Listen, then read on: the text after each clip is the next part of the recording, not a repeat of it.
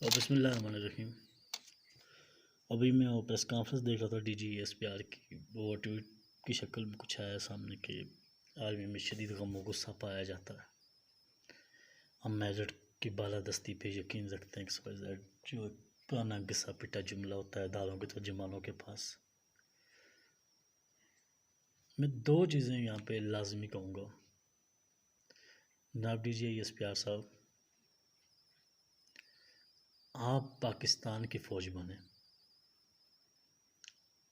کسی کے اعلی کار نہ بنیں، ہماری عزت ہے، ہمارا مان ہے، لیکن جب آپ عوامی مینڈیٹ پہ ڈاکہ ماریں گے، عوام کے مینڈیٹ کو سبوتاژ کریں گے، پھر انگلیاں اٹھیں گی، آپ انگلیاں اٹھانے کا موقع نہ دیں، آپ سبوتاژ نہ کریں عوامی مینڈیٹ کو۔ ابھی حال ہی میں آپ نے جو رجیم چینج کوپریشن کیا، ہم جانتے ہیں کون کون ملوث ہے۔ پاکستان کی 70 سالہ تاریخ میں سب کو پتہ ہے کون کس میں اور کس طرح ملوث تھا۔ تو سر آپ حریم نامی ایک آئی ڈی سے اگر آپ